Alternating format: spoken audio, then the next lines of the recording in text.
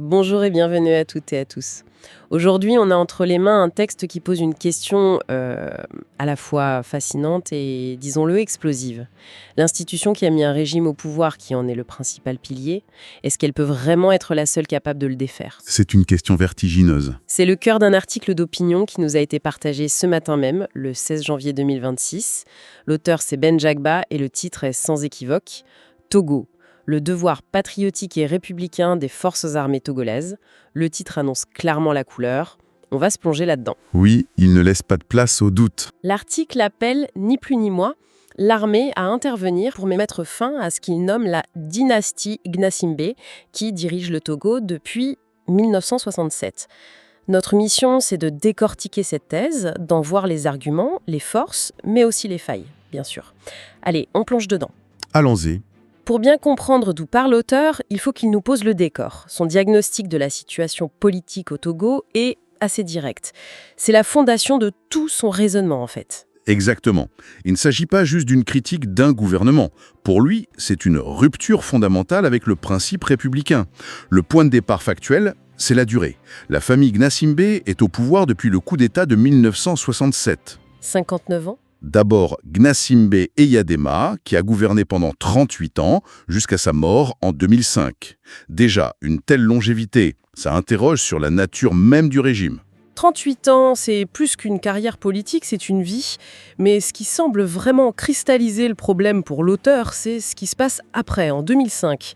Là, ce n'est plus juste la longévité, c'est la transmission du pouvoir. C'est le moment de bascule qu'il identifie. L'auteur utilise des mots très très forts. Il parle de coup d'État constitutionnel.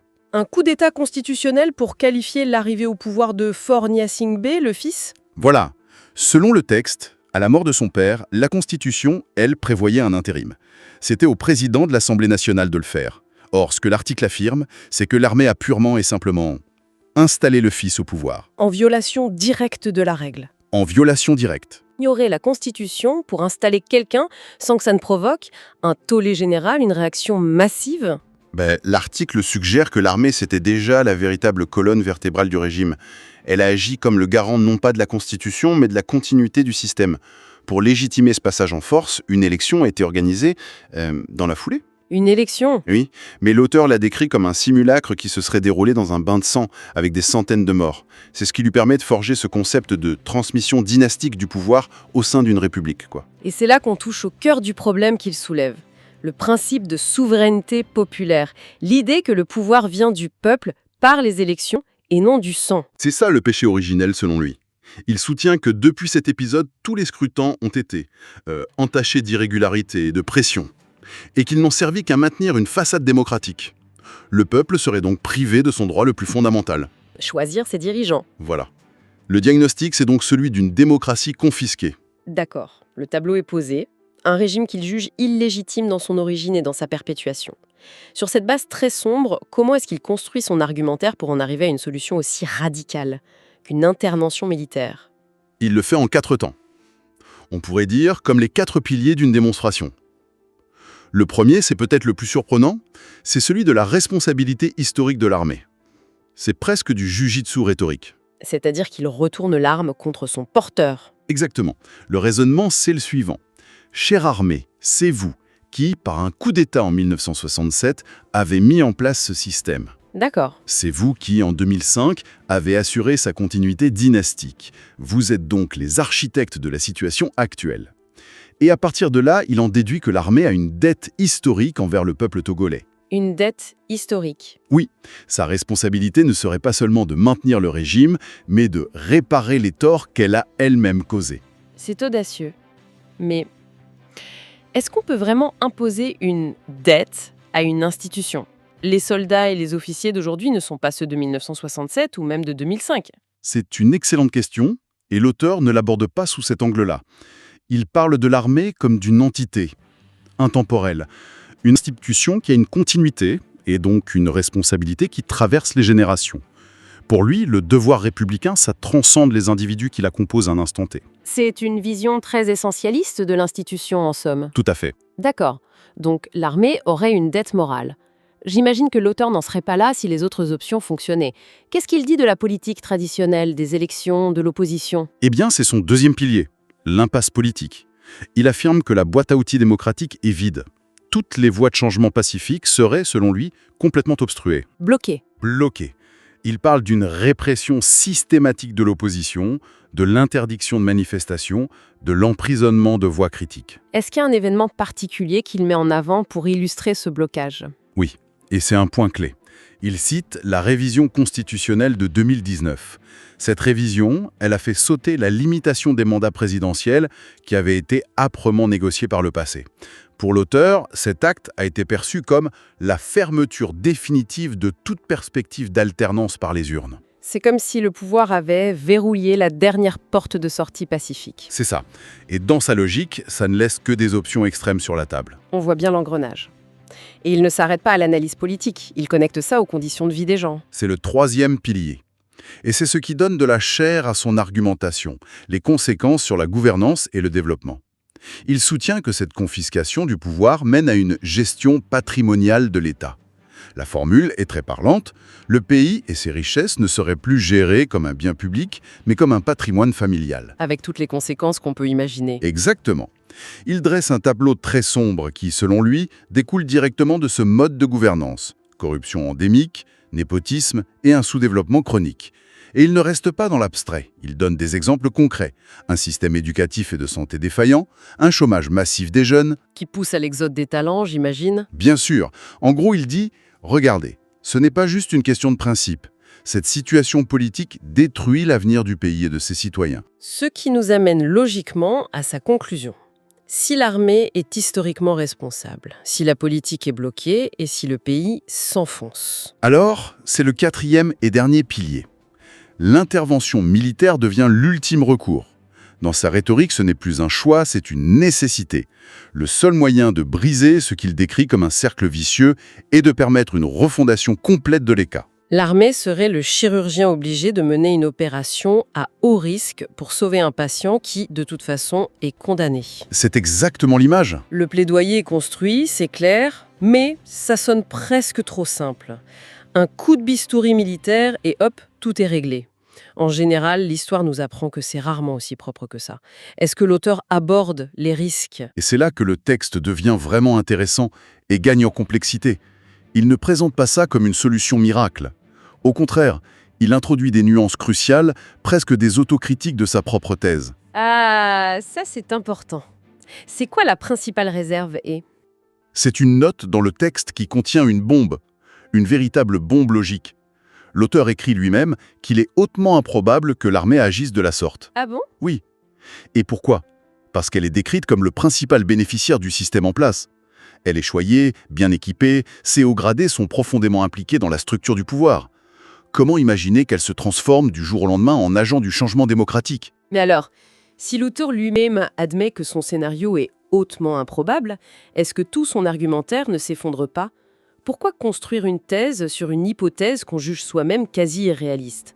C'est un appel dans le désert, un vœu pieux. C'est le grand paradoxe au cœur de l'article. On peut l'interpréter de deux manières. Soit c'est en effet un texte purement rhétorique, destiné à mettre la pression, à faire réfléchir, soit, et c'est plus subtil, il ne s'adresse pas à toute l'armée, mais peut-être à une frange de jeunes officiers, patriotes, républicains.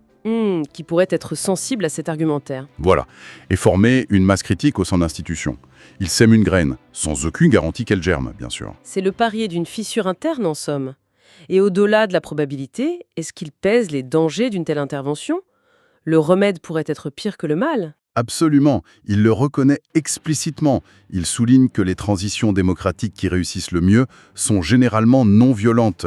Elles s'appuient sur une société civile forte, un dialogue politique, une pression internationale. Les voies classiques, en fait. Les voies classiques. Il admet qu'un coup d'État, même avec les meilleures intentions du monde, comporte des risques immenses de déstabilisation, de guerre civile, d'effondrement économique, surtout dans une région déjà fragile. Donc, il propose un remède dangereux pour une maladie grave, tout en sachant que des traitements plus sûrs existent, mais qui ne sont pas disponibles dans ce cas précis. C'est une logique de désespoir. C'est exactement ça. On sent un certain désespoir dans le ton. C'est comme s'il disait « Et Quand la boîte à outils démocratique est vide, les gens finissent par regarder le marteau, même en connaissant les risques de tout casser. Et si malgré tous ces risques et cette faible probabilité, ce scénario se produisait, si l'armée intervenait, quelles sont pour l'auteur les conditions absolues pour que ça ne tourne pas à la catastrophe, pour que ça serve réellement la cause démocratique? C'est un point essentiel de son propos, c'est la clause de sécurité de son plan. Pour lui, l'intervention ne doit jamais, jamais être une fin en soi. Le mot qu'il martèle, c'est transitoire. Transitoire. Ce doit être un moment limité dans le temps. L'objectif, insiste-t-il, n'est surtout pas de substituer un pouvoir militaire à un pouvoir dynastique, ce qui reviendrait au fond à changer de cavalier sans changer de cheval. Concrètement, ça veut dire quoi? Ils prennent le pouvoir et ensuite... L'impératif absolu, la ligne rouge à ne jamais franchir, serait de restituer rapidement le pouvoir à des autorités civiles légitimement élues. L'armée ne serait qu'un facilitateur. Son rôle, déverrouiller la situation, créer un espace sécurisé pour organiser des élections libres et transparentes, garantir une transition, puis, et c'est le plus dur, de retourner dans ses casernes. Et d'accepter le verdict des urnes, quel qu'il soit. Quel qu'il soit. Historiquement, c'est souvent là que le bas blesse, non? Les militaires qui ont goûté au pouvoir ont rarement envie de le rendre.